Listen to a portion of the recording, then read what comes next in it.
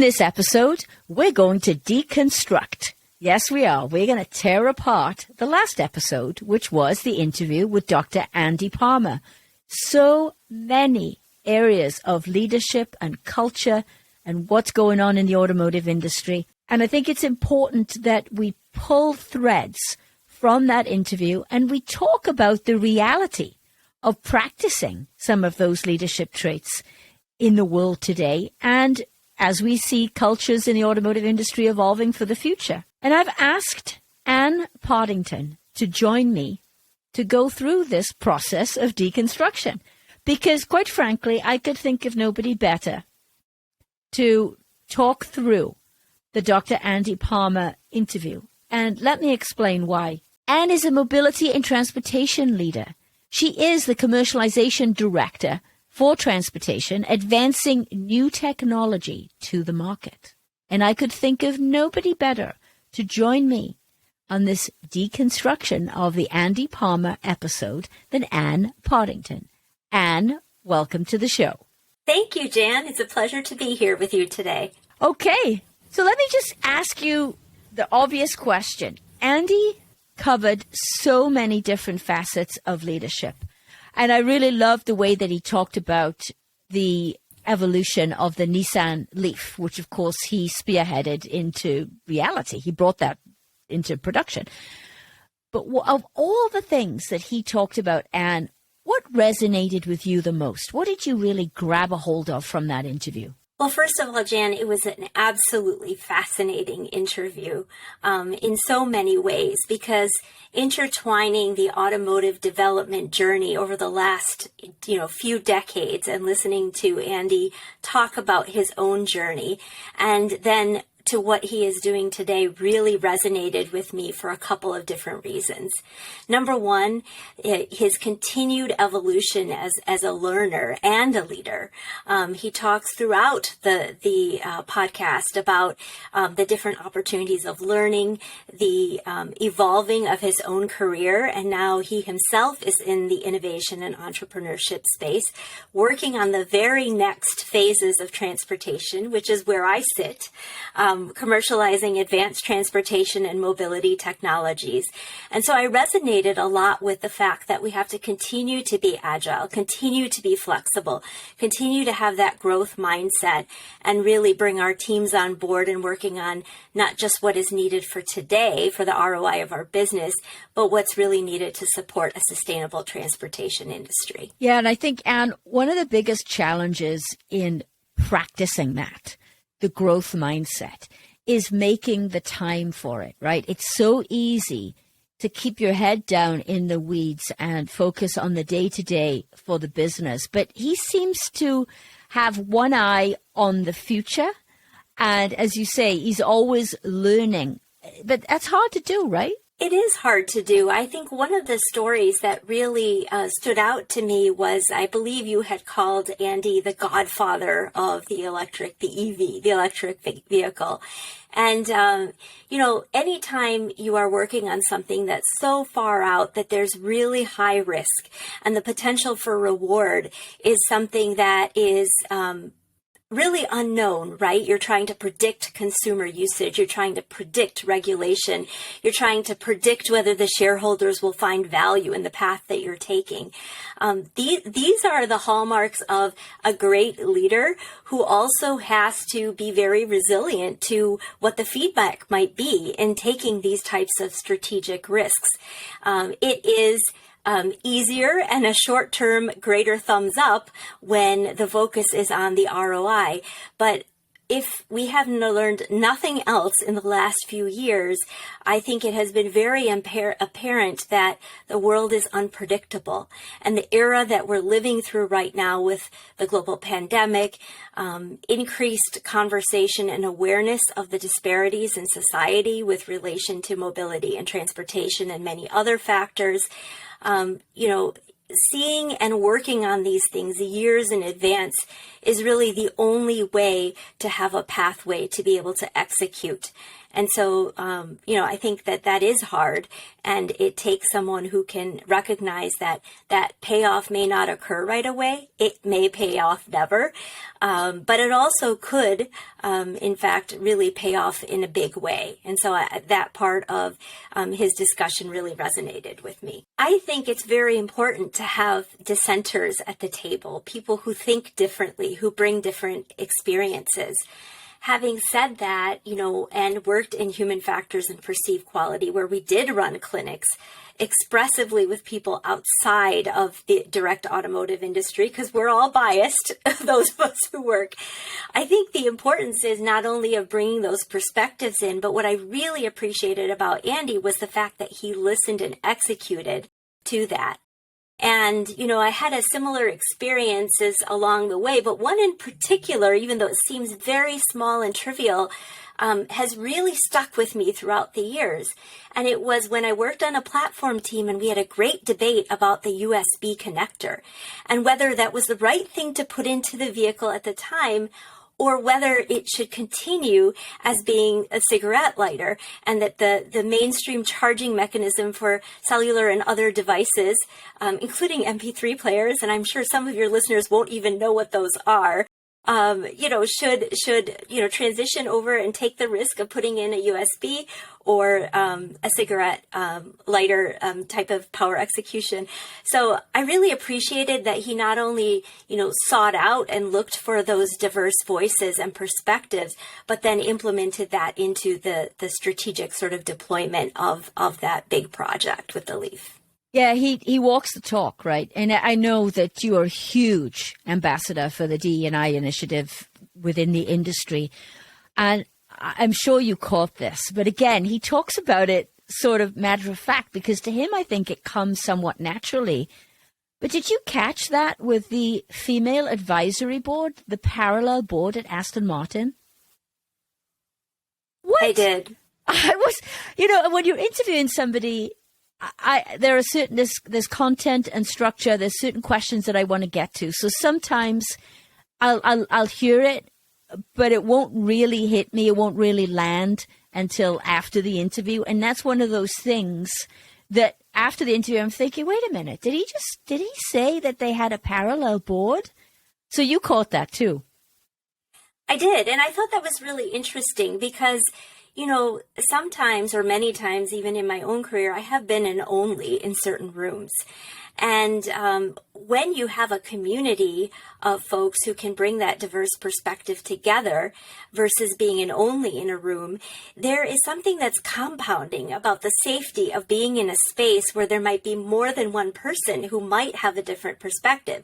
Now, those different perspectives or differing perspectives may not align, but the fact that there are multiple people talking about those things, I think is really interesting. And I think there was an example at Ford, I believe, with two women who were the chief engineers on a minivan. And prior to that, minivans had been, historically sort of led by men, but the primary customer was typically women. So I thought that was really powerful, that it wasn't just one person. He talked about bringing a group of women together and the importance of that diversity for the product, for that journey. And that was, very impactful and definitely something that I resonate with and quite honestly appreciate. Yeah. And then here's something for the leaders out there listening to this podcast, right?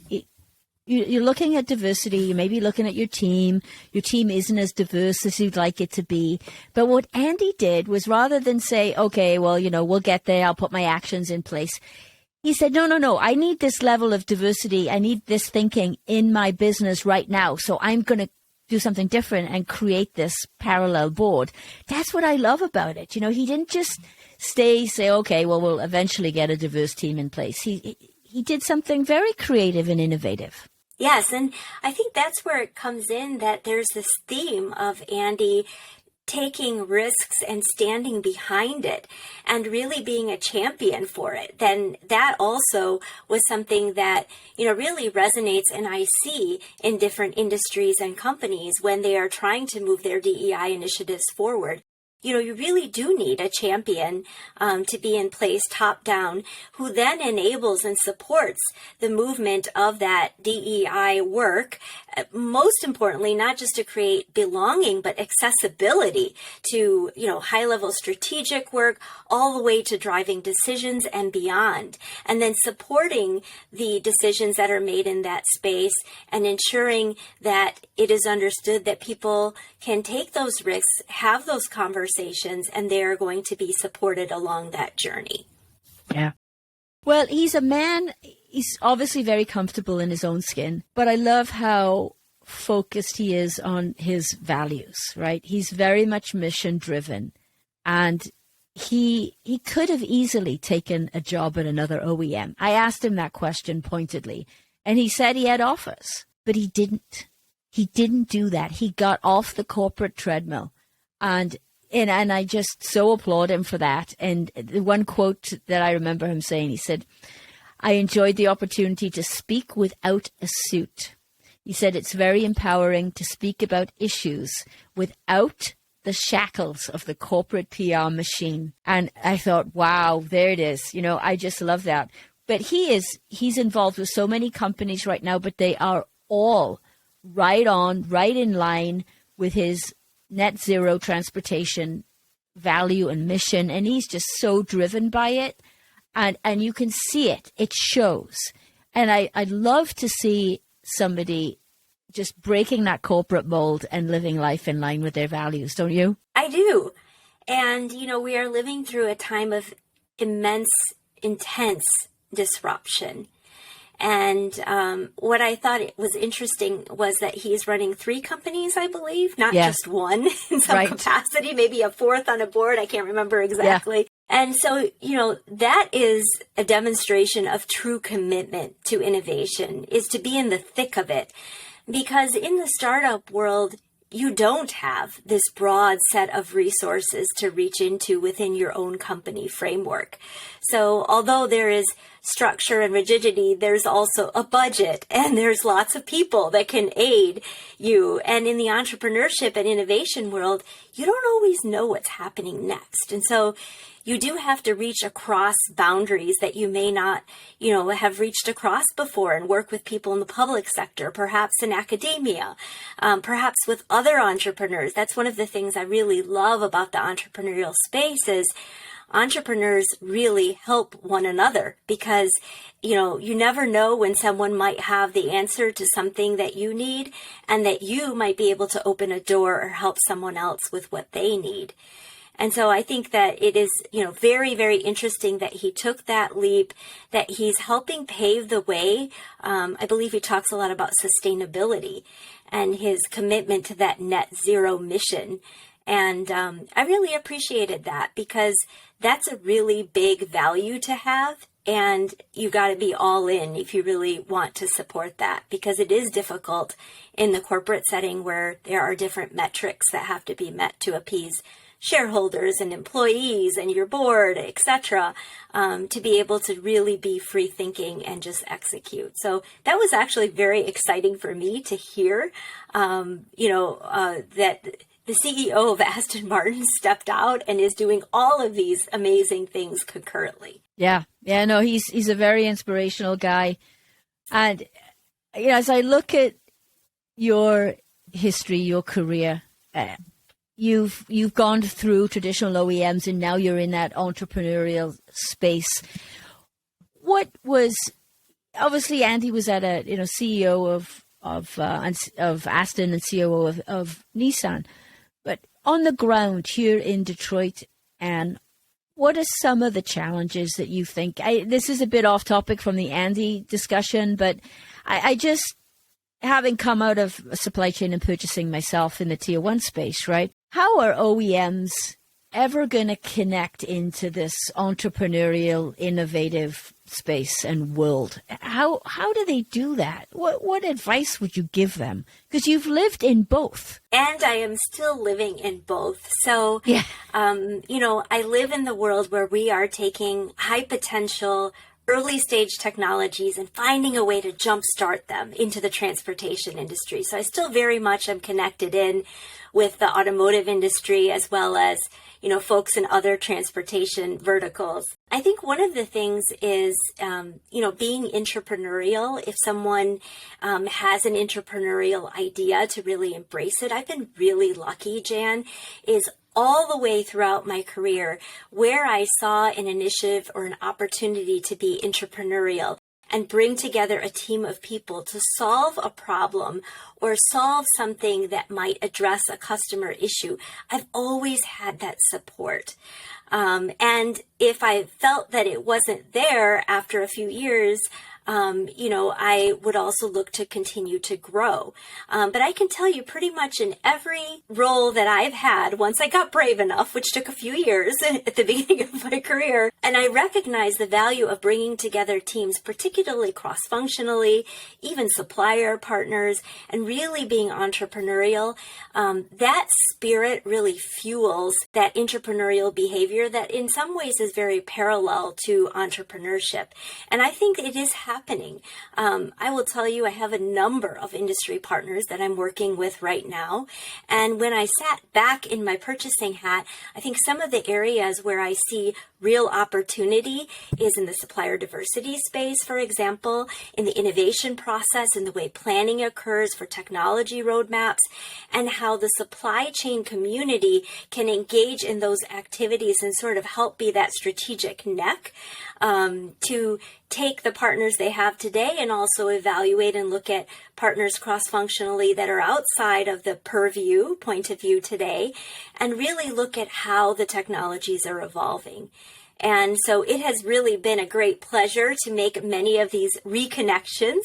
And, I think we're going to see a lot more of that. So I'm hopeful. I'm excited. I love seeing the re-emphasis of the importance of the supply chain community in our transportation space. Yeah, there's a lot of excitement. There's a lot of activity going on for sure.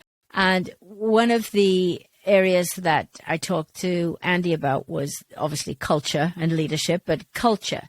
And there's the command and control culture, the traditional automotive, the hallmark of automotive industry is command and control culture. And then we've got what we refer to as the California tech culture. And these are two very, very different cultures, as you well know, right? And I like the way that Andy talked about there is no one perfect culture. There is only a culture that you decide that you want in your company. So when you're in the entrepreneurial space, it must be really interesting to see how these companies start and how their culture evolves over time. It's fascinating. And, I really appreciate how he said there's no one culture, because that's absolutely true. Just as in a big company, there might be intentions to set certain values or missions. It's really at the very local team level, department level that each individual experiences what that culture might be. And depending on which teams they are, they actually might be experiencing multiple types of cultures. And in the global world we live in, the culture might be, quite similar or quite different depending on which team you're interfacing with and it's very similar in the entrepreneurial world, because some entrepreneurs are serial entrepreneurs. They've built numbers of companies.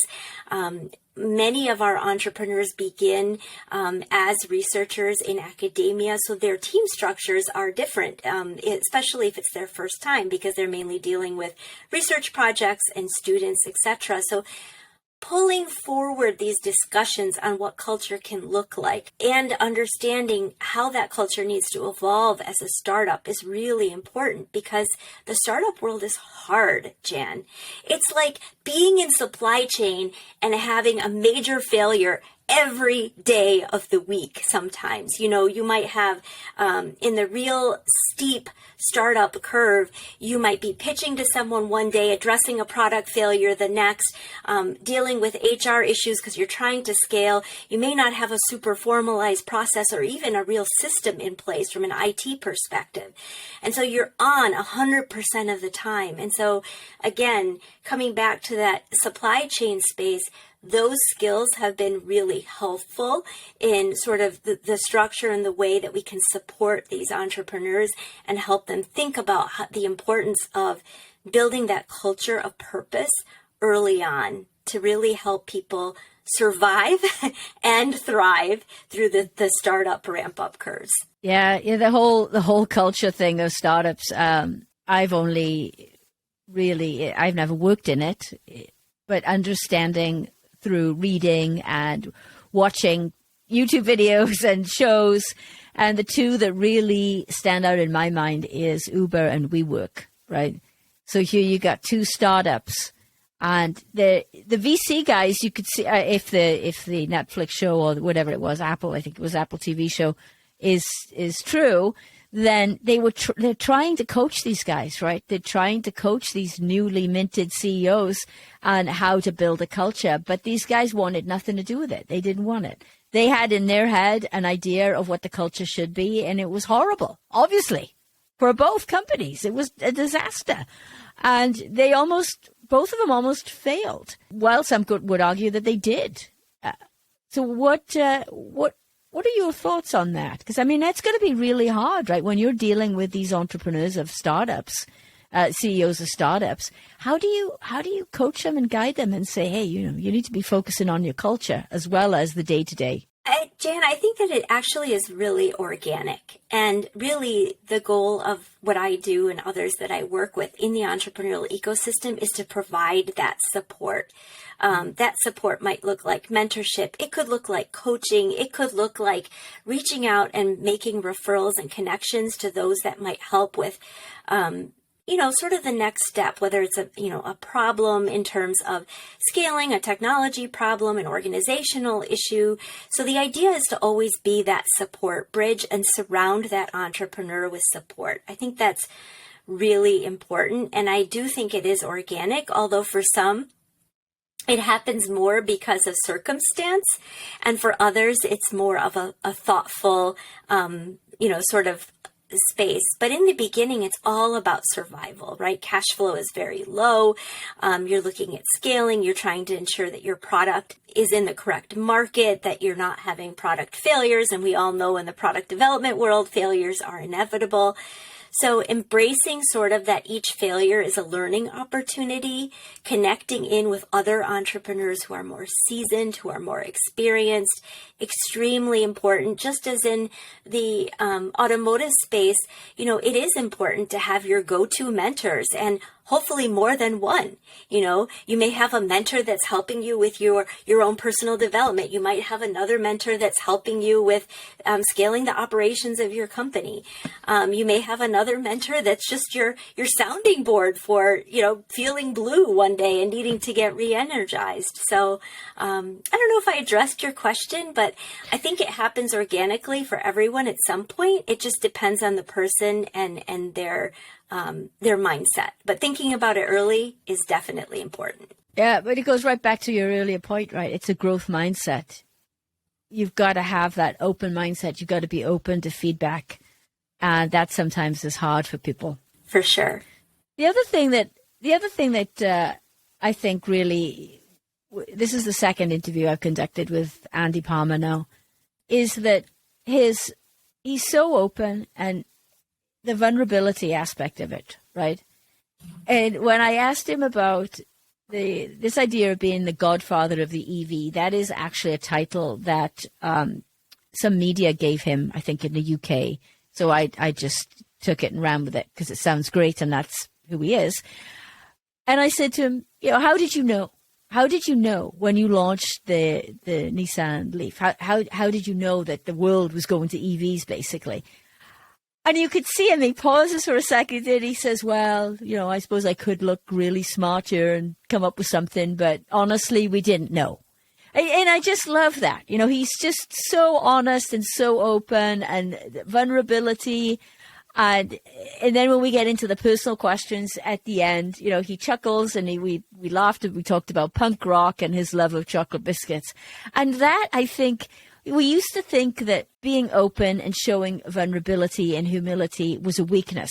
And it's such a strength because it just draws you right into him, doesn't it? Absolutely. He covered such a wide range of topics, and yet in such a pragmatic manner. It also struck me that here is someone who is extraordinarily accomplished, and yet talks about his successes with a great deal of from my perception, and just for your audience's sake, I do not know Andy Palmer. I've never met him, but I want to get to know him more and learn more about his leadership from the conversation that you had.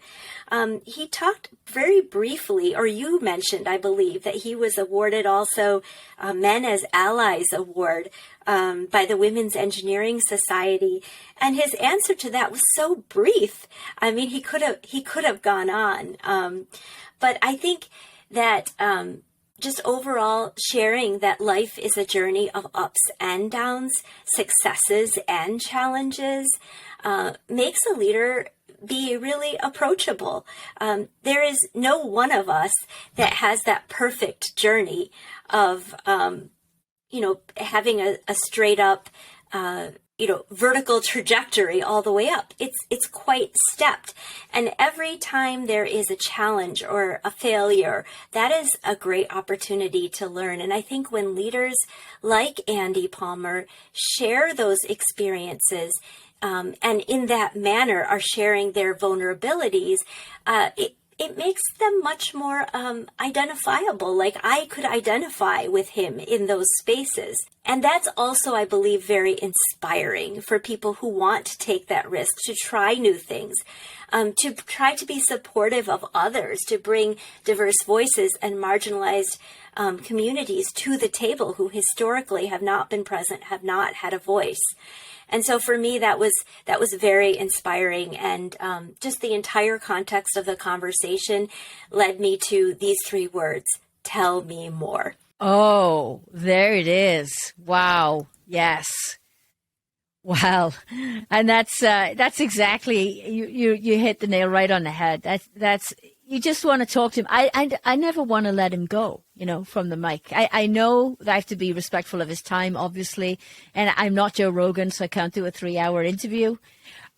But I feel the exact same way. I feel like I know him, and I've talked to him twice now. I've interviewed him twice. But I totally agree. You want to know more. He draws you in. And that, to me, Anne, that is the ultimate quality of a leader, where you draw people into you, where they want to know more about your mission, about what you're doing, and you don't repel people. So many leaders today, repel people because they're trying to be all tough and corporate speak and what they think an executive should look like. Just be a human being. Talk about the fact you got a punk rock collection and you like chocolate biscuits. Talk about the fact that you started as a kid in the UK, right? As a tool, I don't know if he wasn't a tool and die, but he started off as a designer. He knows how to make stuff. He knows how to make parts in the automotive industry. And those are the kinds of leaders that we need more of, don't you think? Yes, because when you get to know someone and see a side of them that normally isn't perhaps as visible in the workplace, then you start to understand that people are much more multidimensional than we may perceive them to be, because we have perhaps a certain space in which we are communicating with each other or working with each other. So, the comment about, I believe, drinking gallons of tea was like, yeah, it just made me chuckle, because I am also a person that drinks gallons of tea. Me too. Although you might disagree with the way I prepare my tea sometimes, and we can have a conversation about that another day. But, and the chocolate biscuits, right? So I'm a child of immigrants. My family came from India. Marie biscuits are part of the morning routine, one or two. I mean, it just seems like that's just what we do. And then the punk rock, my brother and I, this is going back a very long time. We watched the very first MTV Awards together. I believe Peter Gabriel was the winner with Sledgehammer. And believe it or not, I loved, John Bon Jovi was like my thing, Van Halen. And I used to listen to a lot of Euro techno music when I was young. And most people don't know that about me, and Erasure was one of my favorite bands. And I hope this doesn't get out too far, but that's what we did back in the day, right? And so I really thought that was a special moment to get a glimpse of who Andy Palmer is outside of the automotive industry and some of the things that he chose to share. And so, that it just makes people more relatable, I think. And if I ever meet Andy, I would love to offer him a gallon of tea and some chocolate biscuits, and perhaps we could unpack that dialogue a little more. Yeah, no, I love that. Anne, in closing, you've had a tremendous amount of experience working for the OEMs and also in the entrepreneurial space. You're right at the intersection of innovation and commercialization.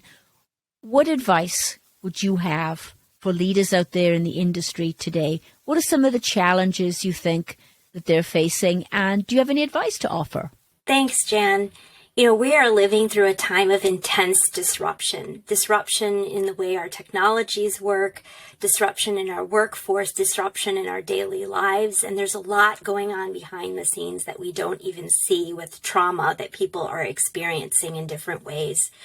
So I think a couple of the key values that will be really important in the way that leaders execute their organizations and support their teams are to have continuing courage. We don't have all the answers right now, but to acknowledge that some of these challenges exist and to take a humble approach in creating these spaces of safety so that you can bring people together, bring people along so that they can participate in initiatives and development from the very beginning of ideation through deployment and really drive sustainable solutions and have strongly knit cultures regardless of whether you are working in person, hybrid, or remote. I think those are some of the key values that we will need to continue to have is that culture, that humility, and that essentially will drive communities of trust. And above everything else, when you have trust, then you have a foundation to really have a respectful work environment where people can work through these disruptive times and be impactful, both as individuals and as organizations. Yes, and it's not just about the product anymore. We have to innovate in all other areas of our lives. Anne, thank you for joining us today. Thank you, Jan, for having me. It's just been an amazing opportunity.